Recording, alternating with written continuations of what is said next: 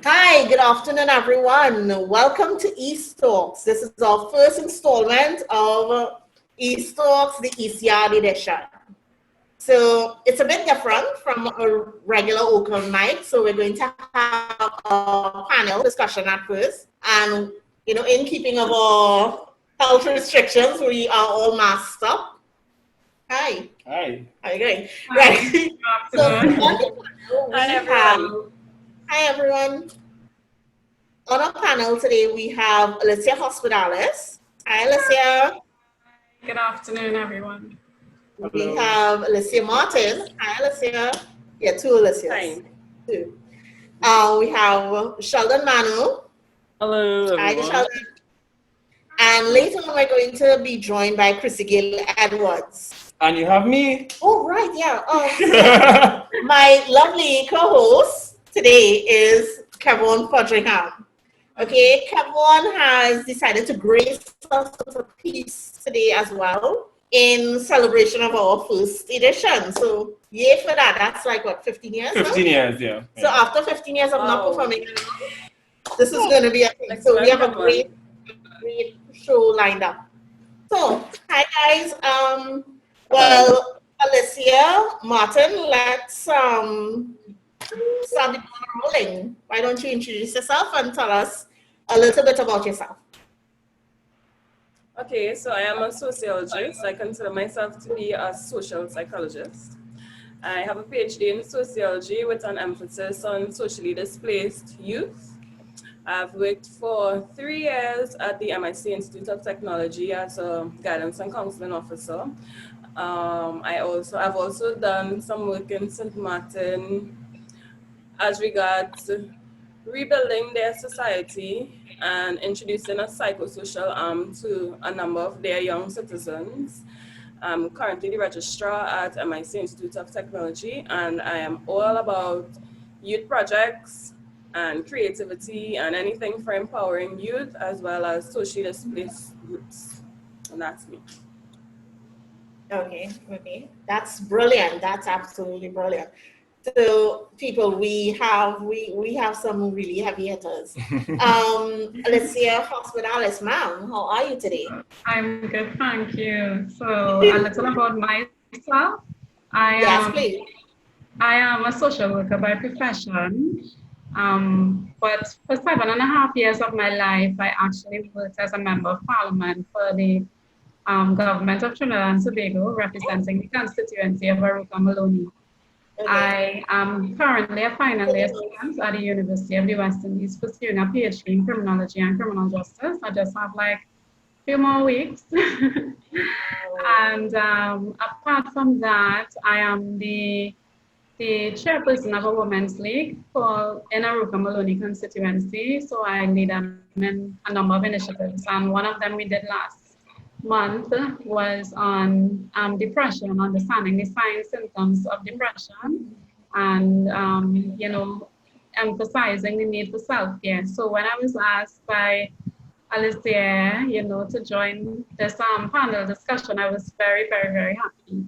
Because, as I told her, I try to use a lot of life examples, real life examples, that people encountered, and even I encountered, to help people through their own situations. Oh, brilliant. Mental health is concerned. Yeah.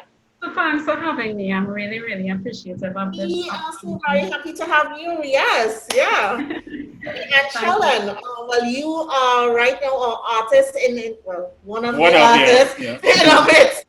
Tell us, how long have you been pursuing the creative endeavors? How long I've been? Okay, that's as long as I could remember, basically. I could go all the way back to being 4 or 5 years old. I remember my brothers and they used to play like vinyl records, and I still love vinyl records anyway. It's part of my logo for my name. And that's not right. That's in my batch. I need to get an adapter. So I have to just one sec. Mm-hmm. Yes. So yeah, I started playing these records, and one day I played one on one side and realized there wasn't any words on it. So I guess I played a version, And I kept playing it and saying, but where the words are, where the words are. And from then I started to write my own words to it. And that kind of, brought out that side of writing. So I've been writing for quite a while, and then got into performing and learning instruments later on in life. That's just in a nutshell. So, yeah. Okay. I don't think there's anything more to add to that. So I've just been on a mission to learn more about music and art forms and poetry and that kind of thing. Expressions, lyrical and musical expressions. Right. So Kevon, yeah. Let's talk about you a bit. Why this, why now? Okay. Well, good afternoon, everyone. My name is Kevon Foderingham, and I am the Executive Director of Caribbean Fashion and Arts Feature Festival and the founder of YARD. Basically, I have known Nickisha for many, many years. I have known Alicia Martin for many, many years. And I've known Sheldon for many years. And we basically all met on that same performance circuit. So Julian Moore's Sunshine was where a lot of us met. Yes. And I was in a band called the Scorpio Experiment with Jerry Williams and Crissy-gail, who's supposed to come on, and it was fantastic. And Alicia was actually one of our featured artists because she's also a Scorpio. But why I think this is really timely is because from a development work standpoint, YARD and CFAF, we are sort of moving towards utilizing the visual arts and performance arts and all the different types of arts to address social issues. And one of these issues is definitely mental health, because I really believe that we have a mental health crisis in Trinidad that is not spoken about.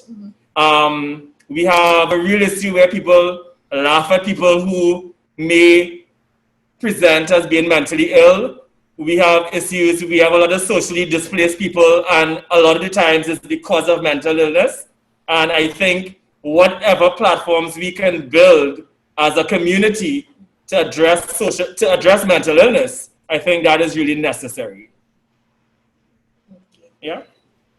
This is brilliant. So hi everyone, I am Nickisha McLean Paris. So I'm Nikki from Nicki Consulting because I'm Nikki and I consult. And so my niche is creatives. So I deal with creatives, I deal with small business owners, I deal with entrepreneurs. But for the most part, I've realized, and this is what has been the impetus for me to collaborate with Kevon, we needed a platform, and a platform in a different way. So we've been seeing open mics being done for years upon years, when it's usually the same thing. Where people come and they talk and they aerate issues, and there's never any real closure per se. And what I noticed, at least, is that some of the pieces that were being done, there were some really problematic issues, being brought up. So, for instance, we have issues about, like incestual stuff. We have, people having some really bad, self-esteem problems and stuff. It'll come up in poetry because this is their expression. But then there's no real closure. There's nothing after that. So they got the courage enough to stand up in front of a crowd to say it, and it may or may not be taken seriously. But what next?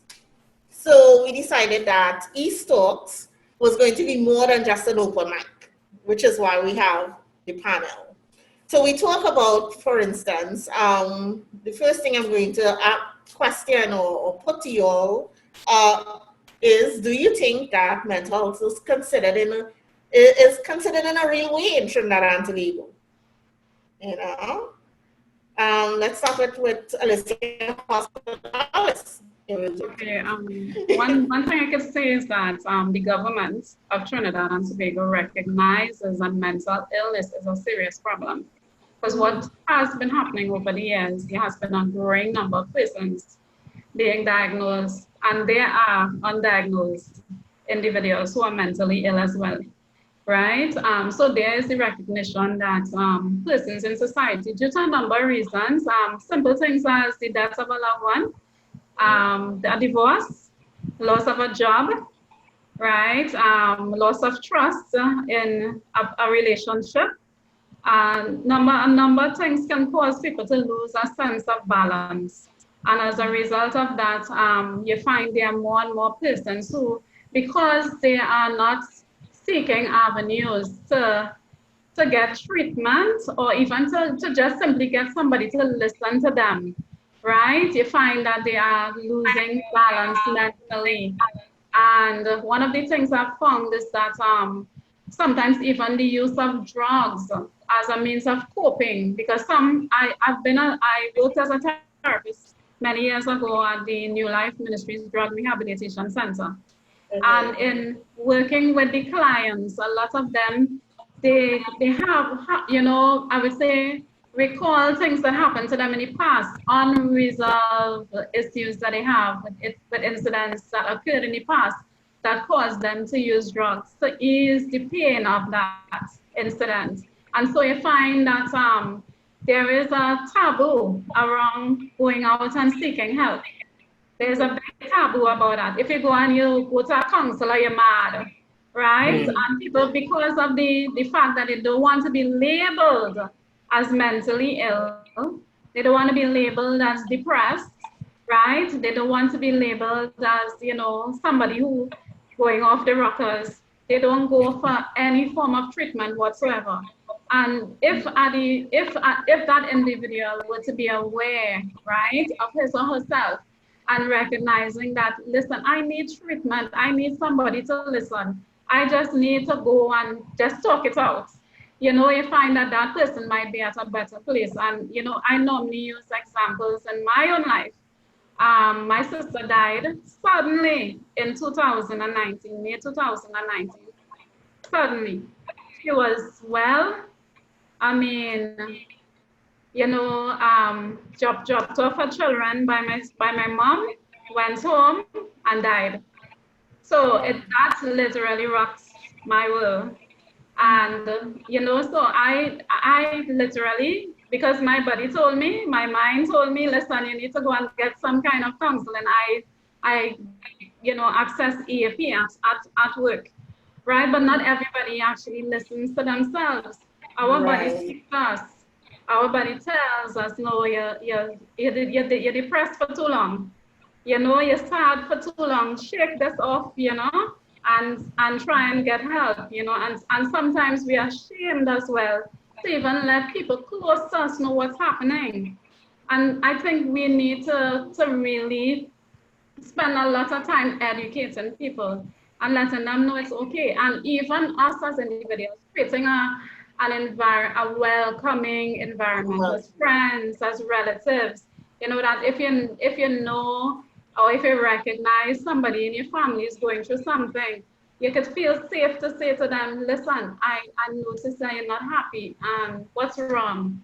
I'm here to help. Even if the person isn't ready to talk, at least you open up and you say, I'm ready to help. I want to listen. What's happening? Tell me. I noticed you haven't been happy. I noticed you have been withdrawn. I noticed that you haven't been, engaging as before. So tell me what's happening with you. And, some people that's all they need. That's all they need. Somebody to say, I noticed that something is wrong with you and I'm here to listen, right? And I think that we need to really, be a little more embracing of the fact that it can happen to anybody. Depression or mental illness can happen to anybody. I had an example of a parent who reached out to me, because informally I do counseling, right? It's not as a job, but I provide support to people. And this parent reached out to me. She told me her daughter thinks that she was mentally ill, right? Okay. And she said that her teacher came to class a day and the teacher talked about symptoms of a type of mental illness that she had, and she felt that she had the symptoms. And I did meet with a young girl, and we did discuss and ask her questions like, What will make you feel like that? You know, tell me how you feel on a daily basis. We had a conversation around it, and I recommended to her mom that she go and get a professional evaluation, right? Okay. Okay. And her mom proceeded. So even when, somebody feels that, okay, I think I need to be evaluated by a psychiatrist or a psychologist, we shouldn't, like mock them and scorn them. We should actually embrace the fact that you want to check yourself out and you want to, get an evaluation to determine where you are mentally, right? And so she did go on. She was placed on medication, right? And she's better. So you understand? So we really need to be a little more embracing of the fact that people do lose a sense of balance mentally at times and emotionally. And we really need to be there to support and embrace. Because, if we do that, I think we'd have more people who are mentally healthy than mentally ill. Okay. Okay. So there's so much to say. There's so much to say. I just had to, clarify my thoughts and pull out a few points there that, you could lead off on. One is we need to proper conceptualize mental health. When we think about mental health, we aren't just thinking about disorders or disabilities. So there are three broad categories of disorders. You have your mood disorders, you have schizophrenia, and you have anxiety. But when we talk about mental health, we are talking about emotional, psychological, and social well-being. So it's not just about treating with a disorder that may have arise, and a disorder may arise for a number of reasons. It could be biological, genes, brain chemistry, it could be genetic, it could be experience like trauma, social and financial, and we need to talk about the social and financial because when we talk about that in this COVID-19 context, we will see a lot more people struggling with their ability to cope and contribute to society and their themselves and their families. Because when we talk about social and financial, we are talking about stability, job stability, occupation, wages that you are paid, social involvement, what's going on with social involvement now? And this is where we need to talk about what are some ways we could work around our constraints to ensure that we are able to meet our social needs. But back to the proper conceptualization. When we properly identify what is mental health, we are able to see that it's not just about treating with a disorder that may arise, but preserving your social, psychological, and mental space. And this can be affected easily, anyone. We, in the examples that she gave, all of us experience trauma at some point. And we have to be mindful of how well we may have resolved or treated with those issues. So a mental health issue can happen to anyone. So we really have to reduce the stigma, work on reducing the stigma associated with mental health. When we do that, persons will be more mindful that they need help, and help may come in many ways. It may be talking to a friend, but sometimes you may need to talk to someone who is trained professionally to ask the right questions, to point you in the right direction, to introduce you to the right intervention strategies, and not just to give you advice and tell you what to do, because then you wouldn't be empowered to cope with the stresses of life, but to guide you to empower yourself to make the right choices. So that's one thing I wanted to talk about, proper conceptualization. The other thing that was mentioned there is self-diagnosis. You know, Google is our friend, right? Google is the cheapest doctor right now. And it's like everything is trendy. So you'll hear people saying, oh, I bipolar and I this and I am that and I am this and I am that. Labeling themselves unnecessarily sometimes. And when we look at the DSM-4, you will see that it is very difficult even for the trained doctors to diagnose a client because some of the same symptoms manifest differently in different disorders. So we have to be careful not to diagnose ourselves. So if there is a recurring problem and the problem seems to be intense, we have to feel free enough to access a professional. Okay. I think those are my points for now. Okay. So the creative people are on the line now. No, we have this idea that creativity breeds a certain level, or it's almost you're expected to be, a bit crazy because you're creative. So is this problematic? I think you have to look at where things come from. Okay. Yeah? Mm-hmm. So creativity comes from within. Mm-hmm. Yeah?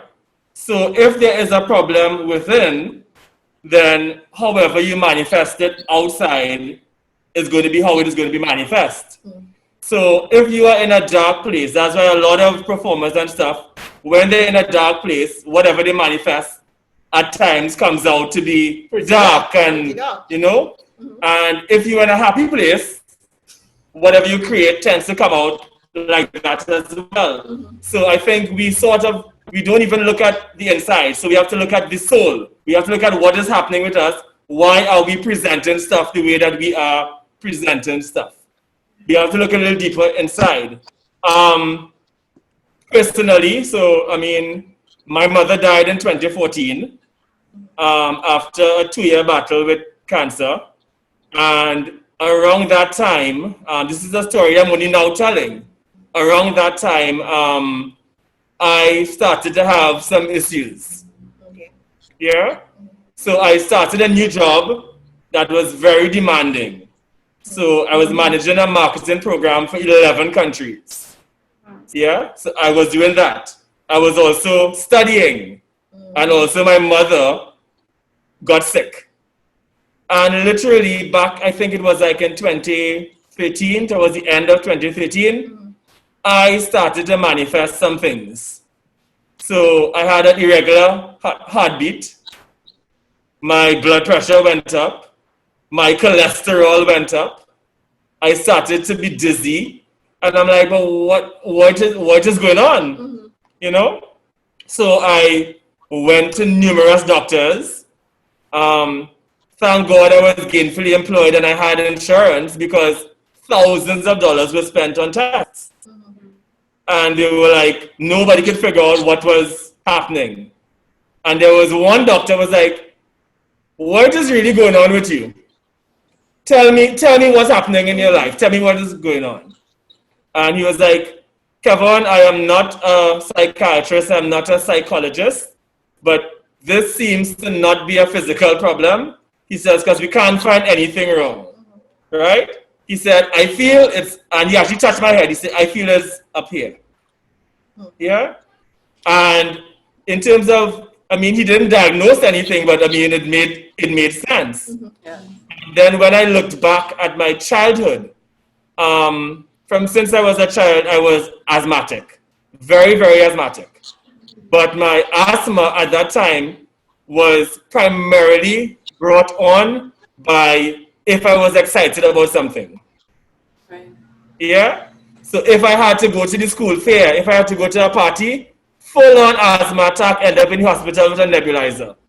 So picking sense out of nonsense now, that is a problem with anxiety. Mm-hmm. Yeah.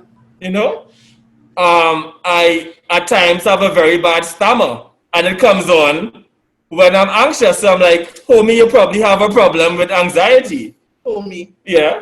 Talking to myself as a homie, it's probably anxiety. And yeah. I have actually sought out counseling. And they were like, yeah, this seems like a problem with anxiety. Mm-hmm. And knowing that now, there are times when I feel something coming on. I do. But now I know how to manage it. Mm-hmm. Because back in 2013, I put myself on my own regime of how to deal with this. So I started to exercise, my diet changed, I started to meditate, and really and truly, it helped me get back out there because I was home for about 2 months from work. Mm-hmm. And only then was I able to re-emerge with some sense of normalcy. So I do advocate for seeking help. Mm-hmm. And definitely, if it's a physical presentation, you seek help from a physician first, because it could be something physical. It could be. Right. And if they test and they test and they test and there's nothing, then obviously the next step should really be, it might be something up here.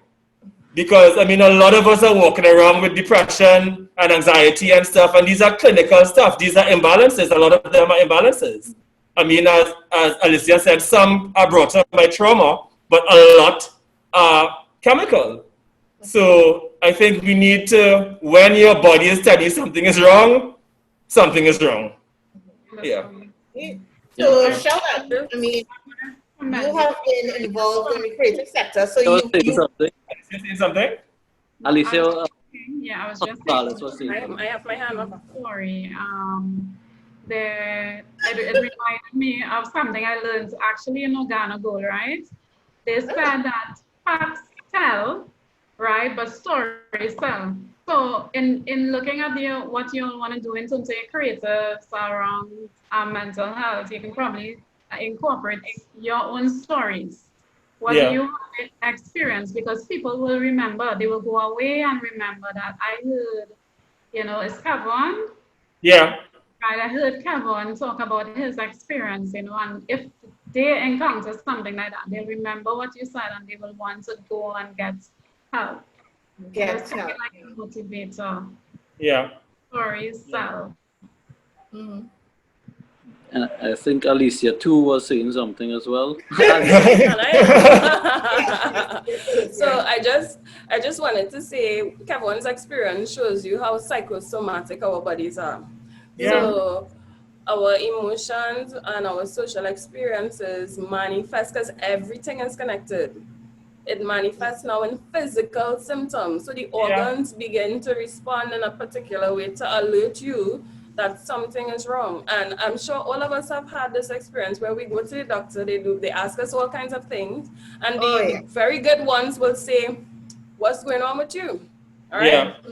Yeah. So it's just to show you how mindful you have to be of your social environment.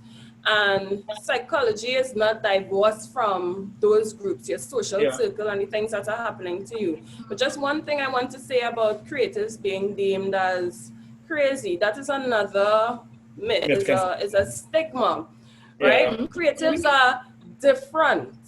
And when I say different, I mean, so Kevon spoke about expressing darkness. And the thing about it is, a lot of us mask our emotions. And what creatives are able to do very well is tap into raw emotion, whatever the emotion is.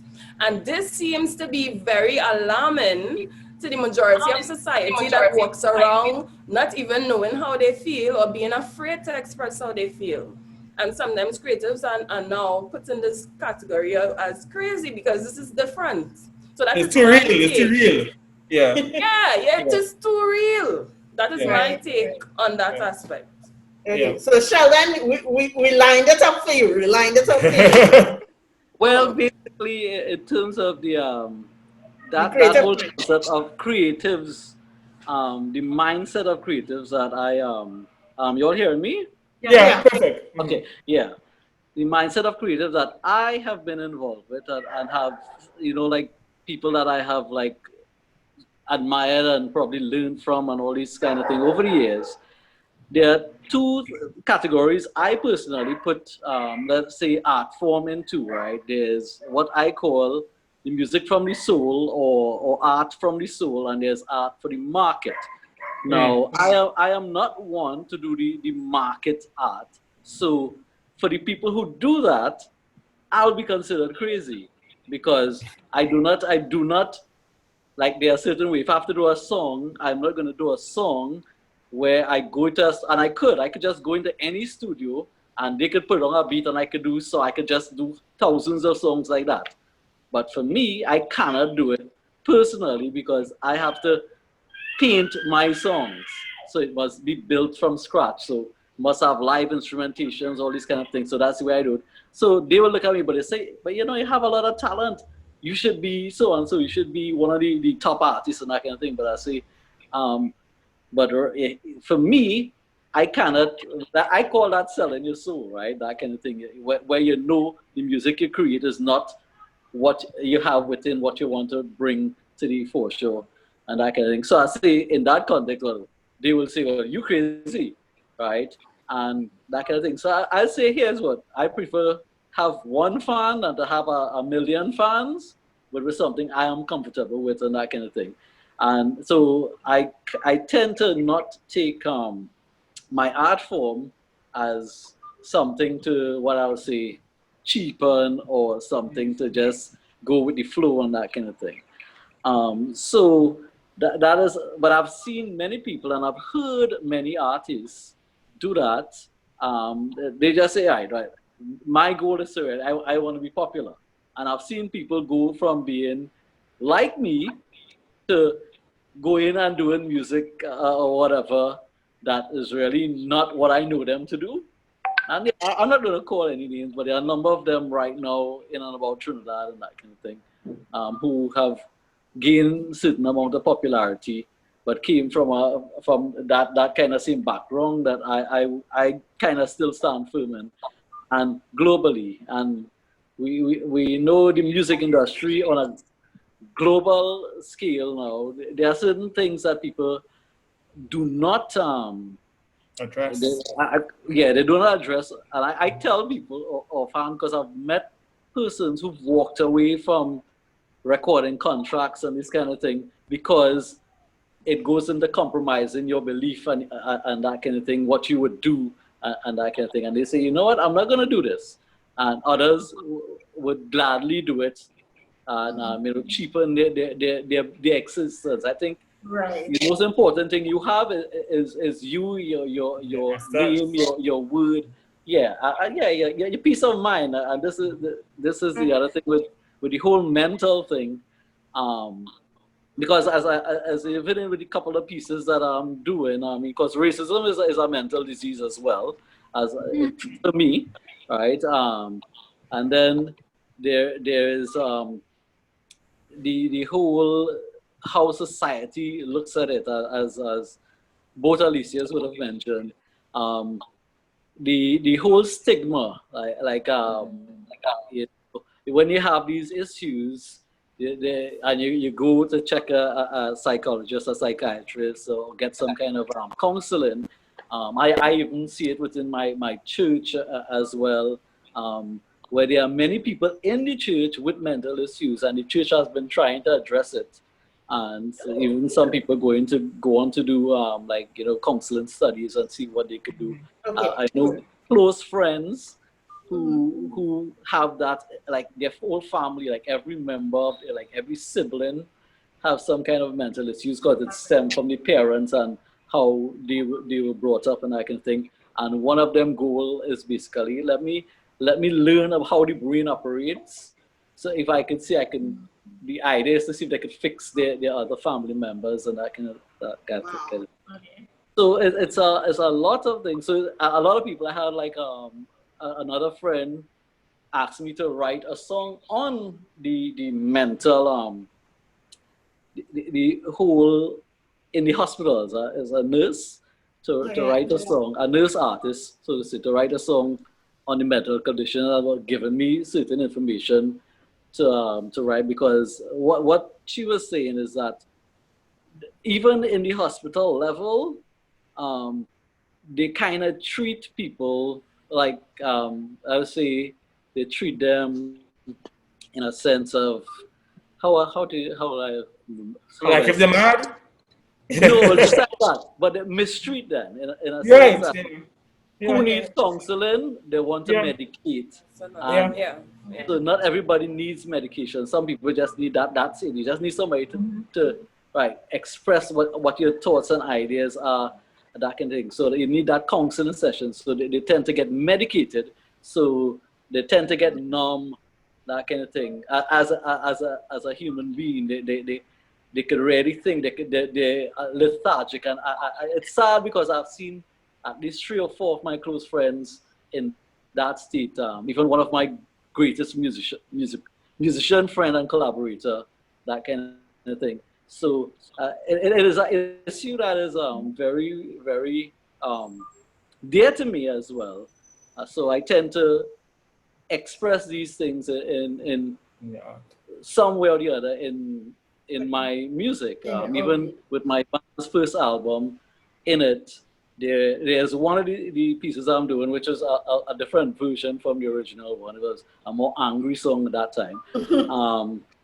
But there are at least 3 songs on that particular album that dealt with that. One, dealt with like a victim of incest, where it plays on your mind as well. That one is called Troubled Childhood. I haven't performed that song in ages, that kind of thing.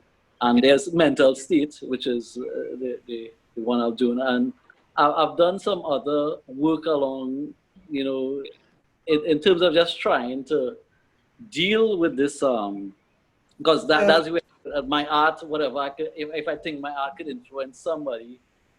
And I've even had that compliment. Like I actually had somebody who, as a fellow artist, a poet, who actually that same song, when they heard it, like broke down and came up to us and tell us, you see, that song, it really affected me to really think back on things and actually help them as an older person went and get counseling. Right, so those kind of things is like what you say. At least your music does have some kind of impact on people, and I even had a whole discourse on it at another on that particular song on another radio station, and that kind of thing. So we are going to bring in Crissy-gail Edwards into the discussion now. So Crissy, we can see you. Crissy? See, I need both mic and camera. Camera off. Yeah. See? Yeah. Hey! Hello, Crissy. Hi, Crissy. Right. So we have, this is our next, another creative we have in the house. Hi, Crissy-gail. Hi. She was a Carib. She was a Carib, yeah. So Crissy is actually also going to open up the performance section of today's session. So Crissy, we're talking about how mental health affects us, especially as creatives. So your viewpoint. It helps me to be more creative. I have to find a creative way to heal myself every day, so expression, it helps with expression most of the times when it comes to me. Okay. So have you realized that as a creative, there has been issues with mental health? Yes. With not only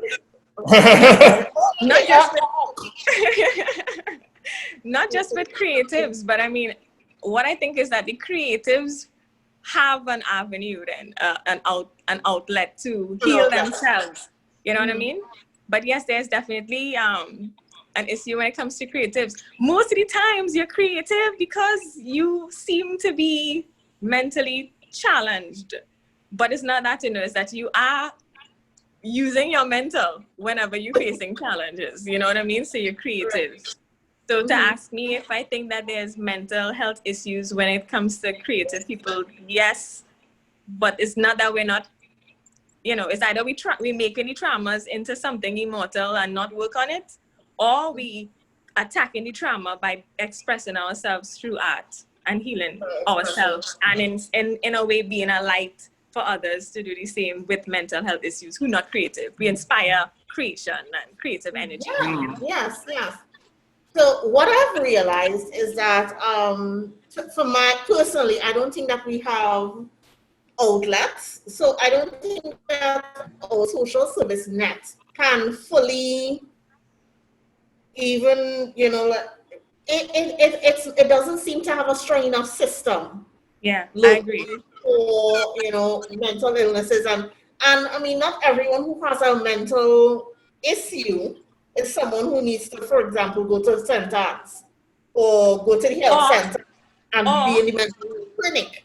So for instance, and for some reason, it seems that we don't really have a lot of outlets. We have the outlets. We have the outlets, I think, as a nation and as a collective. We have a government. We have things in place for the mentally issued people with mental issues, right? But I think if we use the outlets that they make that we think we don't have enough of, or anything. The ones that we have should have more than just a doctor that will give you a pill or injection, or we should have shamans in there.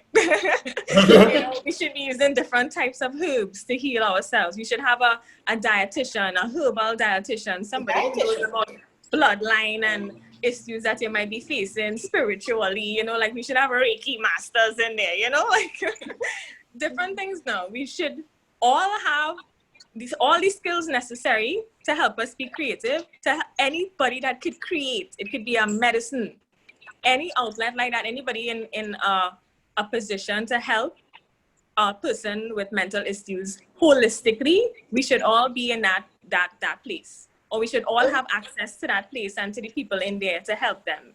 You know what I mean? So Alicia Hospedales, because I have to actually say which Alicia. Ms. Hospedales, so she's spoken about, including all these alternative solutions. Tools. Mm-hmm. Yeah, I like that. All these tools, alternative tools. Do you think that in a governmental sense, we're ready for that? I don't want to say yes and I don't want to say no, but what I can say is that it will require a lot of education, because as I indicated earlier, right, there's still a taboo about mental health, mental illness. There is a taboo around it. Once people hear the word mental, they run in, right? Because they're thinking that it's about being mad, the sentence type of mad, right? Mm-hmm. And so even though the government has systems in place, we have there are inpatient and outpatient clinics. Mm-hmm. There is counseling available at the National Family Services, right? Mm-hmm. If it's a child, they would provide counseling at the Children's Authority, or through the Children's Authority, they would have they would outsource persons who would provide the counseling. Even through the Ministry of Education, you have the guidance, the counseling. Counseling, as well as social work units. They provide support for children, more so the social workers, because they are the ones who are trained to counsel. You find these systems are in place, but not many people actually utilize it. So you find that, as I said, persons who really need to have just go and get someone to listen to them and just to work through the issues that they may have. They don't go at all, because they think that if they go, if their family knows, they will think they're mad. If their friends know, they will shy away from them. So they try to deal with it on their own. But normally, especially when you're going through major situations in your life, major life challenges, it's always good to reach out. And that's why I was saying that, there has to be some form of effort to educate people, to let people know that, it's okay to go. And it's also, to also let others, like the support networks that they have, let them know that it's okay for them to talk. It's okay for them to seek help, and all we really required to do is be supportive to these individuals, be a good support, and to help them through it. I wanted Dr. Martin, I want to ask you a question.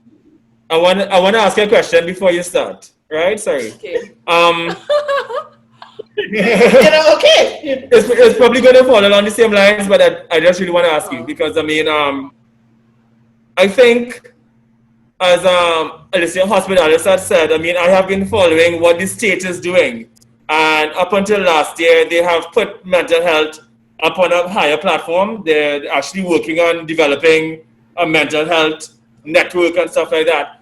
But I don't think the problem lies there, I think the problem lies with us culturally in how we view mental wellness. And I'm not calling it mental illness, how we view mental wellness. Even from the high rates of alcoholism and stuff that we have in Trinidad. All of that stems back to an issue with mental wellness. From your perspective as somebody who is in the field, what do you think we can do culturally to make the shift? Because that, I think, is the problem. It is not the state. What can we do culturally? Yeah. Right, so I'm going to come back to talk about the state because that is what I was going to talk about first, based on what Crissy and Alicia said.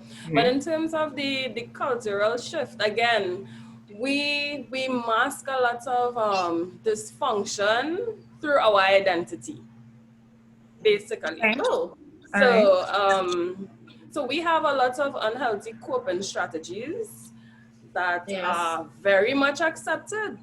So you might, when you go to another country, you must pay attention to so sometimes your eyes open and you recognize, but wow, this person drinks all the time, like all day from in the morning. And listen to the things that they say when they drink. Most times it is trauma they are expressing, and they feel free to do so under the influence. Now, why don't we have a society where, and particularly men, are encouraged to talk outside of the influence of a substance? And I really feel it for men, because it is so difficult. Even we as women sometimes chastise them for being too emotional.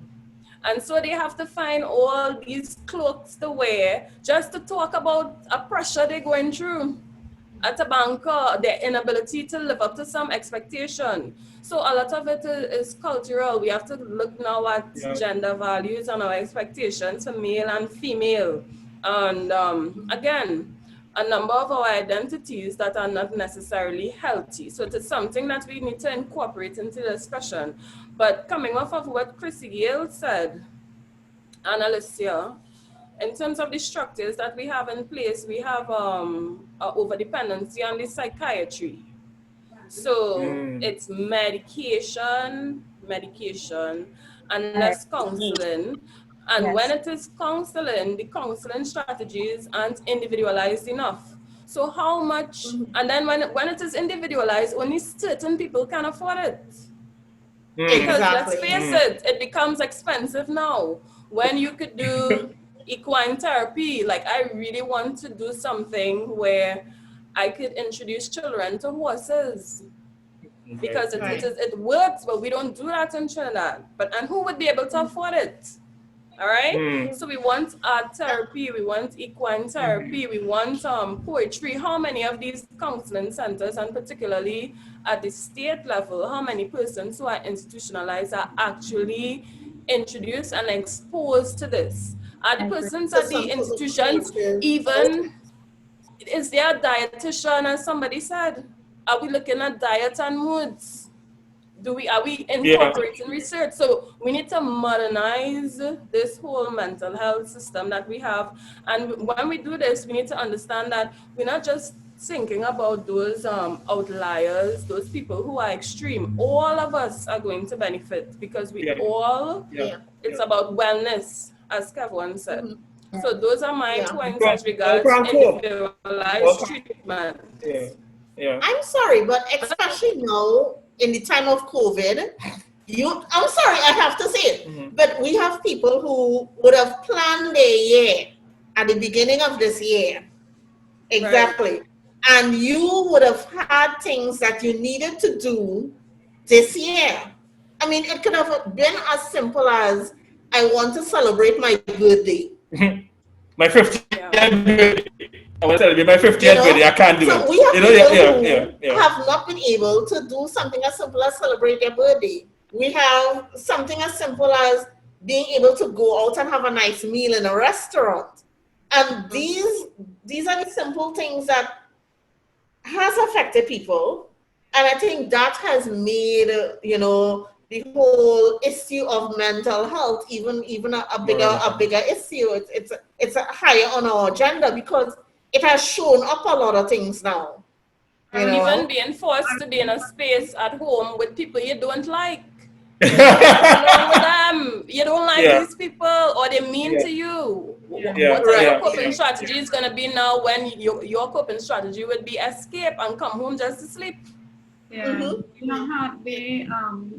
Ruka Maloney constituency, we established a counseling team.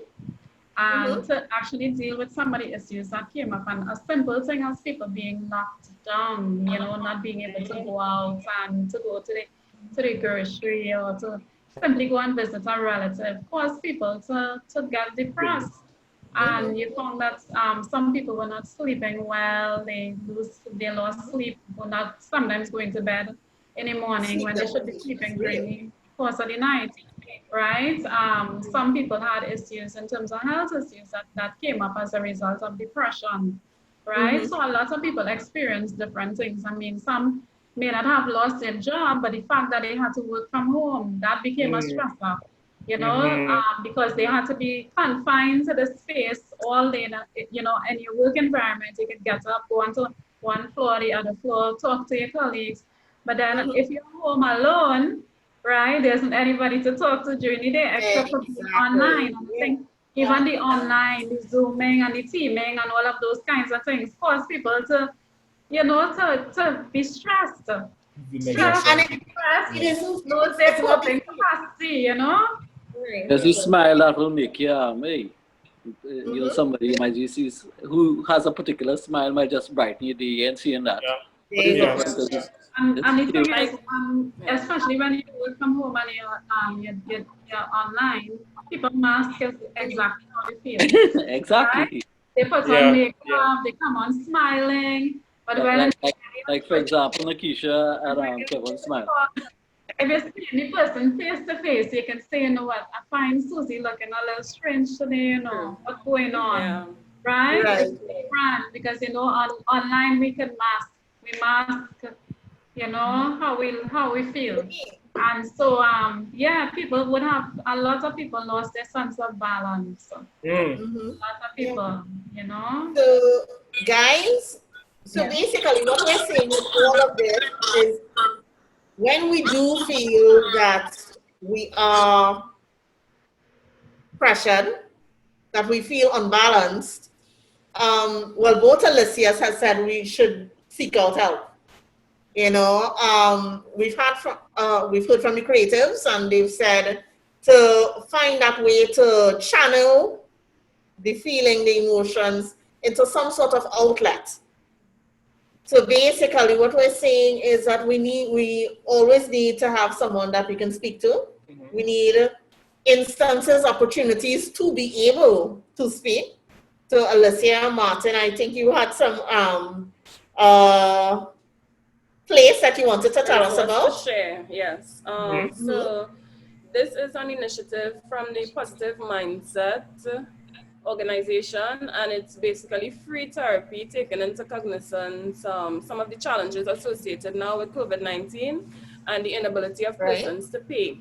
So you WhatsApp 703-7487 703-7487. It's basically a team of UE and USC counselors who have offered themselves to provide this counseling.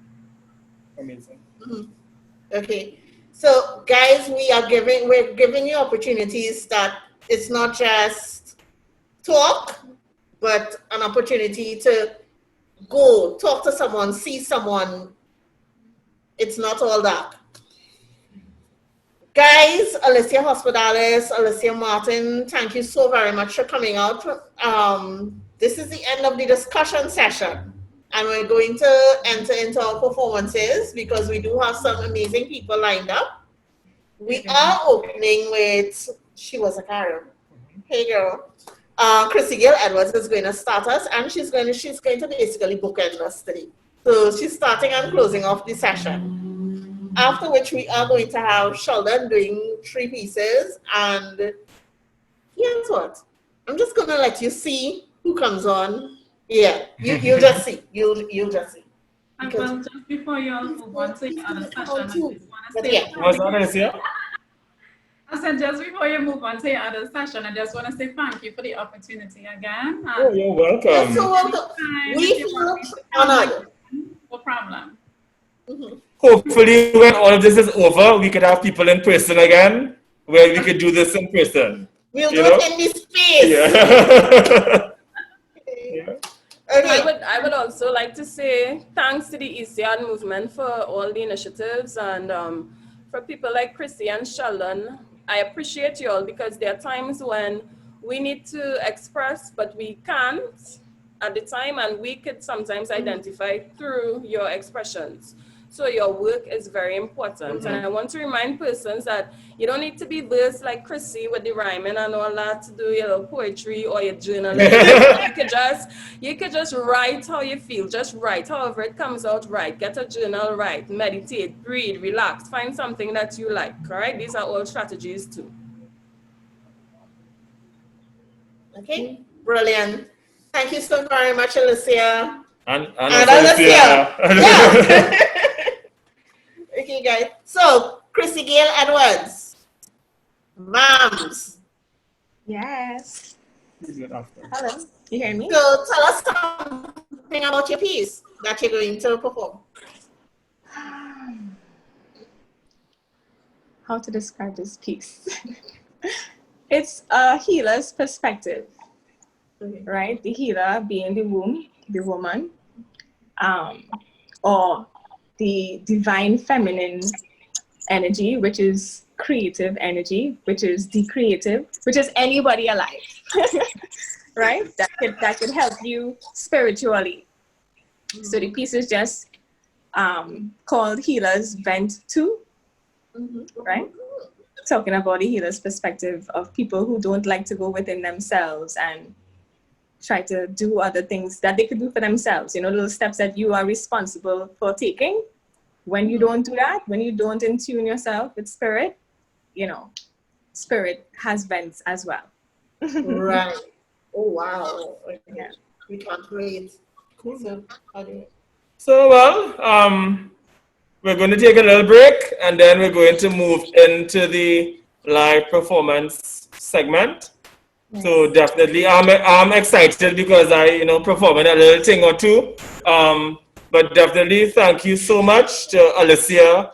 And Alicia. Okay, yeah. And Sheldon and Crissy-gail, and thank you, Nickisha, for taking on the challenge of putting this thing together. Because I just told her I want an open mic at YARD, but I want an open mic with a difference. I want us to talk about issues. This was before COVID, people. Yeah. This was yeah. So okay. Yeah. So thank you so much, and cool. That's love. Good afternoon, East Talks family. This is the first edition. My name is Kevon Foderingham, and I'm going to be performing a piece called Inside. I haven't performed in about 15 years, so bear with me. But whatever you get, you're going to have to take it and like it. Yeah? I don't understand why wearing a mask has turned out to be such a big ask. Me, when was the last time I actually showed the world the real me beneath all the curtains I put up to block anyone from seeing inside? Inside. Inside. Inside is where we bury the doubt, the rage, the fear, the judgment we place on others is just a mirror that reflects the turmoil inside. Inside. Inside. Inside is where the demons lurk and haunt and taunt and eat away from the inside. Out here, we are vessels walking around filled with depression, anxiety, codependency, and all the other disorders that go undiagnosed because we keep the brokenness hidden deep down inside. Inside. Inside. Inside, there's little room left for anything good to grow out of me because this mask they now want to legislate us to wear might as well stifle me because I have to wear it over the one that is already there. So I'll just sit here and keep it all inside. Inside. Inside. Thank you.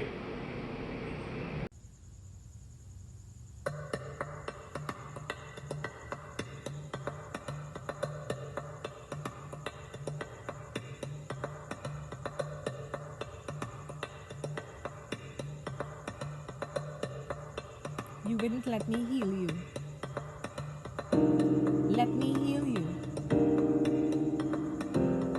Trauma and drama. It's okay, you beam of light. Do you? This vessel knows both. Rocky waves and thunderstorms, whirlwinds and tornadoes. Tricky relationships, tormenting waters under my boat. I spiral through it all. It's what makes me here's what to do healer, and I don't give a shit director at the same time. Life in the hive, there is no time. Just observation and no attachment. Press record and do less judgment. I've lost a baby, and I've slept in a room with mothers and babies. Close, I've kept my enemies to protect them from me. I've died and come back, and I've gotten to know my demons. Now I call them mine. I've lived my lives, all of them, and I'd rather be a serpent than a cat with 9. I am wisdom, and kings begged for me to open my eyes. They begged for me to open their eyes, and then they tried to deny me my kingdom with pride, no humility, and sometimes lies. You're lying to yourself. I am female that comes tantric and positive, excited to live forever, divine feminine, in balance with male and negative, in the now, chanting with rhymes, and I know how to be creator and manifester at the same time. I call on Hashetsu while redoing my dynasty. We have her, they have Queen Elizabeth, drag queen. Call me Oshun or call me love, but don't you ever call my name and judge me, unless you're my soul. When you come to me, I already know you, astro and cosmically. Why did you come to me? Then let me help you. Remember who I am, God.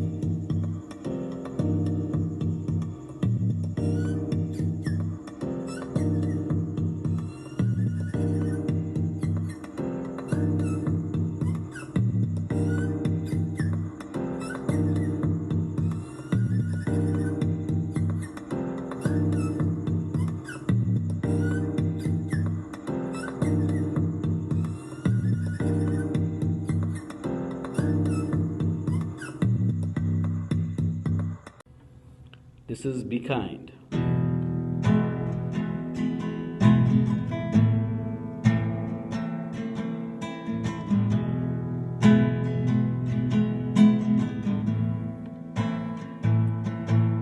Be kind, be kind. Your heart and your mind, don't be so blind and ignore the sign. You see these kids in need of direction, need safe and secure protection.